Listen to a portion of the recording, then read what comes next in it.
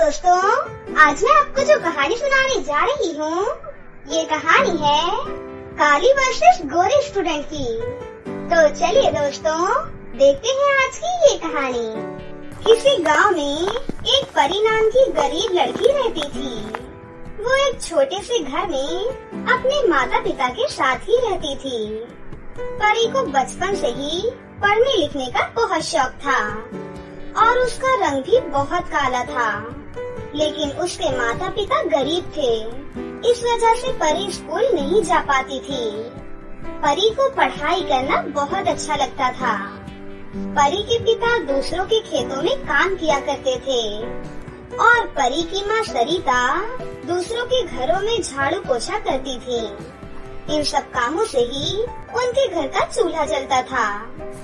एक दिन सरिता परी को अपने साथ अपने काम पर ले जाती है। सरिता की मालकिन परी को देखकर कहती है, अरे सरिता, क्या ये स्कूल नहीं जाती?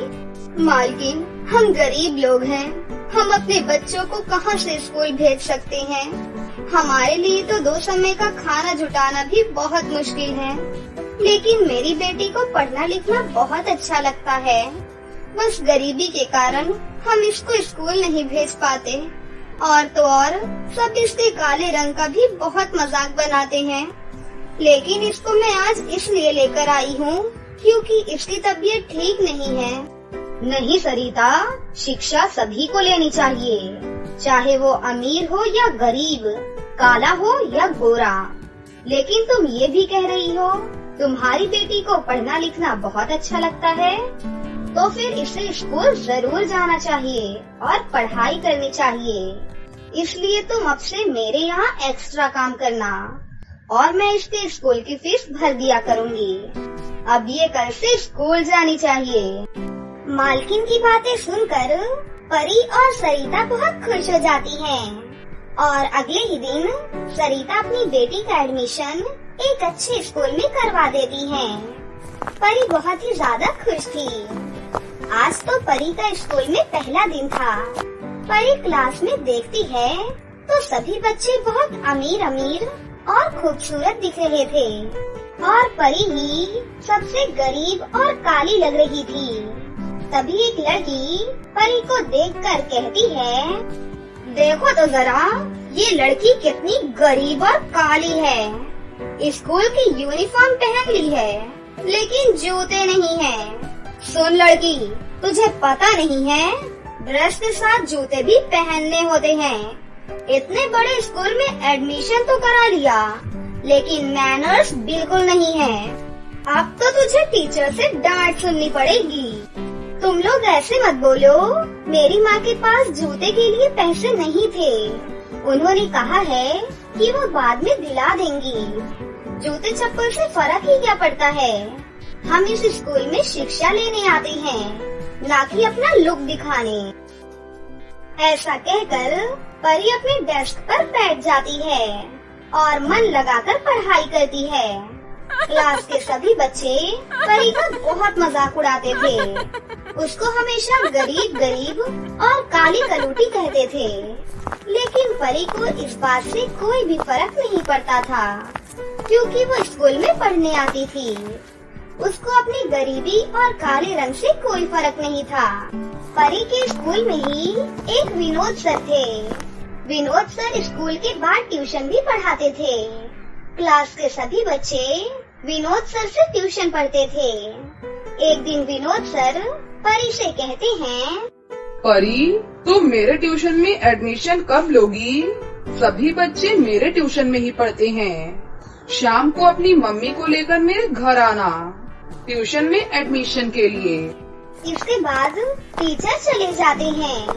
टीचर के जाने के बाद परी अपने बगल में बैठी एक लड़की से पूछती है, ये विनोद सर क्या बातें कर रहे थे? ट्यूशन क्या होता है? मुझे कुछ समझ नहीं आया। और मैंने विनोद सर से पलटकर सवाल इसलिए नहीं किया क्योंकि वो बहुत स्ट्रिक्ट हैं। प्लीज तुम ही बता दो ना। देखो तो जरा इस गरीब काली कलूटी को, इसको तो ट्यूशन के बारे में भी नहीं पता। अरे बुद्धू, ट्यूशन में भी स्कूल के जैसे ही पढ़ते हैं, लेकिन तुझे कहाँ पता होगा, तू तो एक गरीब काली लड़की है ना। लेकिन तू गरीब हो या अमीर, तुझे विनोद सर से ट्यूशन पढ़ना ही होगा। नहीं, मुझे ट्यूशन की कोई जरूरत नहीं है। अगर ट्यूशन में भी स्कूल की जैसी पढ़ाई होती है तो वो मैं घर पर ही कर लूंगी, फिर मुझे ट्यूशन जाने की क्या जरूरत। अगर तूने विनोद सर से ट्यूशन नहीं ली और अगर तू शाम को अपनी मम्मी के साथ नहीं आई तो तुझे कल ही पता चल जाएगा। परी घर जाकर अपनी माँ को सारी बातें बताती है। ट्यूशन के बारे में सरिता को भी कुछ नहीं पता था, इसलिए शाम हो जाने के बाद सरिता और परी दोनों विनोद सर के घर जाते हैं। तभी विनोद सर कहते हैं, सुनिए सरिता जी, ट्यूशन की फीस 2000 है और आपको फीस एडवांस देनी पड़ेगी। पर सर, मैं बहुत गरीब हूँ, स्कूल की फीस भरने के लिए भी मुझे बहुत मेहनत करनी पड़ती है, इसलिए आप ट्यूशन की फीस थोड़ी कम कर दीजिए। देखो, तुम्हारे घर की आर्थिक स्थिति जो भी हो, उससे मुझे कोई लेना देना नहीं है। क्लास के सभी बच्चे मेरे पास ट्यूशन पढ़ने आते हैं। आपकी बेटी तो अलग नहीं है, उसे भी ट्यूशन लेना ही पड़ेगा। आप कहीं से भी पैसे दो, लेकिन मुझे पैसे चाहिए। आज नहीं तो थोड़े दिन बाद दे देना, लेकिन इसे ट्यूशन पढ़ना ही होगा। सरिता कैसे न कैसे करके कुछ एडवांस फीस भर देती है। ऐसे ही कुछ दिन बीत जाते हैं, लेकिन सरिता के पास ट्यूशन की फीस के पैसे इकट्ठे नहीं हो पाते। एक दिन विनोद सर परी पर ट्यूशन क्लास में बहुत जोर जोर से चिल्लाते हैं। तुमने मुझे क्या समझ रखा है? मैं क्या तुम्हें फ्री में पढ़ा रहा हूँ? फीस के लिए बोलते बोलते पूरा 1 महीना हो गया, लेकिन तुमने अभी तक फीस नहीं दी। इसकी सजा तुम्हें जरूर मिलेगी। सामने एक पार्क है, उसमें 50 चक्कर लगाओ और कल फीस जरूर लेकर आना। सर, 50 चक्कर बहुत ज्यादा नहीं हो जाएंगे? लेकिन मेरी माँ ने तो आपसे पहले ही कहा था कि ट्यूशन की फीस देने के लिए उनके पास पैसे नहीं हैं। वो स्कूल की फीस जमा करा रही हैं, वही बहुत बड़ी बात है।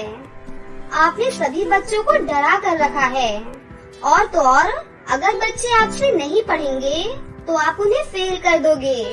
मुझे आपके बारे में सब कुछ पता चल गया है। आप बच्चों को डराते धमकाते हैं।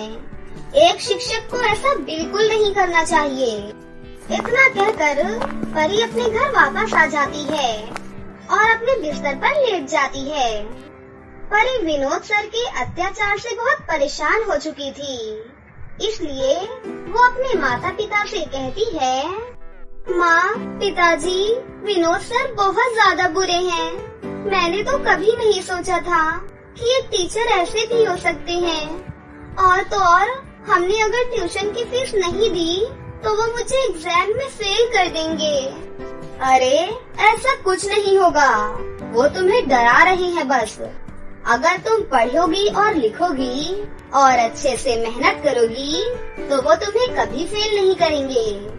जिस दिन मुझे सैलरी मिलेगी मैं उस दिन ट्यूशन की फीस जमा करवा दूंगी। अब तुम जाओ और पेपर की तैयारियां करो। परी अपनी माँ की बात समझ जाती है और वो बहुत लगन से पढ़ाई करती है। परी एग्जाम बहुत अच्छा देती है और कुछ दिन बाद रिजल्ट भी आ जाता है। रिजल्ट देखकर परी के पैरों तले जमीन खिसक जाती है, क्योंकि वो सभी सब्जेक्ट्स में फेल थी।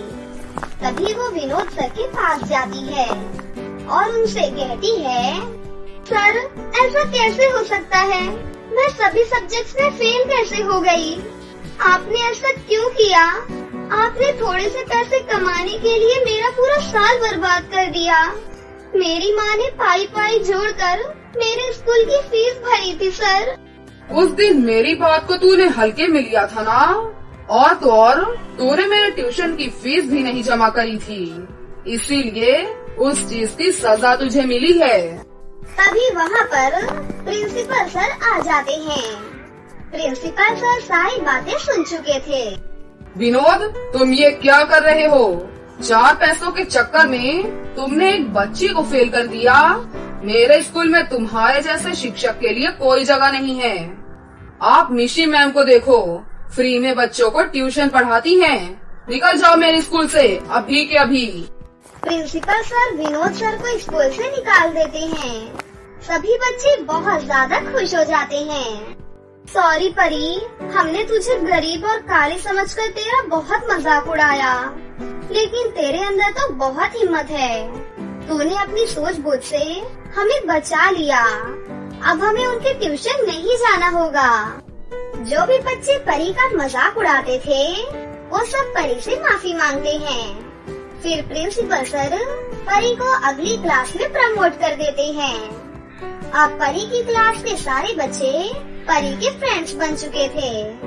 परी अब उन्हीं सबके साथ मन लगाकर पढ़ाई करने लगी। सालों पहले परीलोक में सोनाली नाम की एक परी रहती थी। सोनाली परी परियों की टीचर थी। परीलोक में उनकी एक बड़ी सी जादुई स्कूल थी, जहाँ परीलोक की सभी परियां पढ़ने के लिए आती थीं। एक दिन की बात है, सोनाली परी अपने स्कूल में सभी परियों को पढ़ा रही होती है कि तभी अनमोल परी सोनाली परी से कहती है, सोनाली मैम सुनिए, आज हम सभी परियां आपसे कुछ कहना चाहती हैं। सोनाली मैम, हम सभी हर रोज आपके स्कूल में पढ़ाई करने आती हैं और पढ़ाई करके वापस अपने महल में चली जाती हैं। लेकिन आज तक हम सभी कभी भी साथ में स्कूल से पिकनिक पर नहीं गए। इसीलिए सोनाली मैम, हम सभी आपसे विनती करती हैं कि इस बार आखिरी परीक्षा खत्म होने के बाद आप हम सभी को कहीं पिकनिक पर ले जाएं। Please Sonali ma'am. ऐसे ही बाकी परियां भी अनमोल परी की इस बात से सहमति जताते हुए सोनाली परी को पिकनिक पर ले जाने के लिए मनाती हैं। तभी सभी परियों की बात सुनकर सोनाली परी उनसे कहती है, अच्छा ठीक है, मैं तुम सभी की आखिरी परीक्षा लेने के बाद तुम सभी को पिकनिक पर ले जाऊंगी। लेकिन तुम सबको आखिर पिकनिक के लिए जाना कहाँ है, ये तो बताओ मुझे, तो फिर मैं उसकी अभी से तैयारी शुरू कर लूंगी। सोनाली परी की ये बात सुनकर आराध्या परी तो बहुत जोश में आकर उनसे कहती है, सुनिए सोनाली मैम, आप पिकनिक मनाने हम सभी को पृथ्वीलोक ले चलो। वैसे भी आज तक हम सभी कभी भी पृथ्वीलोक नहीं गई हैं, इसीलिए पिकनिक के बहाने हम पृथ्वीलोक देख भी लेंगे। वहीं आराध्या परी की इस बात से परीलोक की बाकी परियां भी सहमत हो जाती हैं और पिकनिक के लिए पृथ्वीलोक जाने का तय करती हैं। ऐसे ही देखते देखते दिन बीतने लगते हैं और सभी परियां अपनी आखिरी परीक्षा की तैयारियां करती हुई दिखाई देती हैं और देखते ही देखते सभी परियां अपनी आखिरी परीक्षा भी पूरी कर लेती हैं। उसके बाद अगले ही दिन सभी परियां पिकनिक पर जाने के लिए सोनाली परी के स्कूल में इकट्ठा होती हैं। तभी सोनाली परी उन सभी से कहती है, तुम सभी मेरी बात ध्यान से सुनो। तुम सभी पहली बार पृथ्वीलोक घूमने जा रही हो, इसीलिए सभी एक दूसरे के साथ ही रहना, ठीक है? कहीं भी कोई अकेले नहीं जाएगा। और हाँ, पिकनिक के लिए मैंने पृथ्वीलोक पर एक बहुत ही अच्छी जगह देख ली है। चलो, अब मैं तुम सभी को वहाँ ले जाती हूँ। इतना कहकर सोनाली परी सभी परियों को लेकर पृथ्वीलोक जाने के लिए निकल जाती हैं। कुछ ही घंटों में सभी पृथ्वीलोक पर किसी गांव में पहुँचती हैं। उसके बाद सोनाली परी सभी परियों को उस गांव के एक बहुत ही सुंदर बगीचे में ले जाती हैं। बगीचे में पहुंचकर तो सभी परियां बहुत ही खुश हो जाती हैं, क्योंकि उस बगीचे में बहुत सारे सुंदर सुंदर फूल थे और पिकनिक मनाने का ढेर सारा सामान भी, जिसे देखकर सभी परियां तो बहुत खुश हो जाती हैं और मस्ती मजाक करते हुए अपनी पिकनिक मनाने लगती हैं। वहीं उसी बगीचे के सामने गांव की एक मशहूर बहुत ही बड़ी स्कूल थी, जहां गांव के कई रईस बच्चे पढ़ने के लिए आते थे। वहीं उसी स्कूल के बाहर फटे पुराने कपड़े पहनकर मीरा नाम की एक लड़की खड़ी होती है, जिसे देखकर सोनाली परी और बाकी सभी परियां भी कुछ हैरान हो जाती हैं। सोनाली परी तो तुरंत ही उस लड़की के पास जाकर उससे कहती है, सुनो लड़की, तुम इस वक्त यहाँ ऐसे कपड़ों में क्या कर रही हो? अभी तो तुम्हें स्कूल में होना चाहिए था ना, तो फिर तुम स्कूल के बाहर क्यों खड़ी हो? वो भी ऐसी हालत में? क्या कुछ परेशानी है तुम्हें? मुझे बताओ, मैं तुम्हारी मदद जरूर करूँगी, क्योंकि मैं परियों की टीचर हूँ। सोनाली परी की ये बात सुनकर मीरा उनसे कहती है, क्या मदद करेंगी आप मेरी? आपकी तरह ऐसे कई लोग तो सिर्फ बोल कर ही चले जाते हैं, लेकिन आज तक ऐसा कोई भी नहीं आया जिसने हमारी मदद की हो। हम सब गरीब हैं, इसीलिए हमारे माता पिता के पास इतने पैसे नहीं हैं कि वो हमें पढ़ा लिखा सके, और इसी वजह से मेरे जैसे कई बच्चे हैं जो सिर्फ पैसों की कमी के कारण अपनी पढ़ाई नहीं कर पा रहे हैं और अशिक्षित भी रह जाते हैं। लेकिन फिर भी आज तक किसी ने हमारी पढ़ाई के लिए कभी भी हमारी मदद नहीं की। सब लोग सिर्फ बड़ी बड़ी बातें कहकर चले जाते हैं। मीरा की ये बात सुनकर सोनाली परी और बाकी सभी परियां बहुत ही ज्यादा हैरान हो जाती हैं। तभी सोनाली परी मीरा से कहती है, मीरा बेटी, तुम फिक्र मत करो, अब से तुम जरूर पढ़ोगी बेटी, और तुम्हारे जैसे बाकी बच्चे भी। मैं तुम सबकी मदद जरूर करूँगी। मीरा, मैं तुम बच्चों को कभी भी अशिक्षित नहीं रहने दूंगी, ये मेरा वादा है तुमसे। इतना बोलकर सोनाली परी उस बगीचे के पास ही अपनी शक्तियों से एक जादुई स्कूल बनाती है। मीरा, ये देखो, ये मेरी शक्तियों से बना हुआ एक जादुई स्कूल है। इस जादुई स्कूल में तुम्हें ना ही पैसों की जरूरत है और ना ही किताबों की और ना ही किसी टीचर की, क्योंकि ये एक जादुई स्कूल है। मीरा, इसीलिए इसके अंदर तुम्हारी पढ़ाई के लिए तुम्हारी जरूरत की सारी चीजें मौजूद हैं।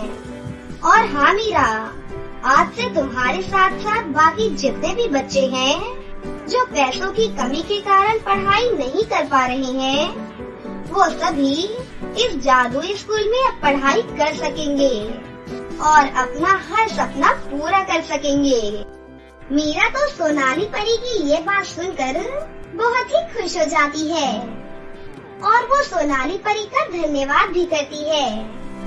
उसके बाद मीरा और गांव के बाकी कई बच्चे सोनाली परी के उस जादुई स्कूल में अपनी पढ़ाई करने लगते हैं, जिसे देखकर सोनाली परी और बाकी सभी परियां भी बहुत ही ज्यादा खुश हो जाती हैं। और उसके बाद सभी परियां मिलकर फिर से खुशी से अपनी पिकनिक मनाती हैं।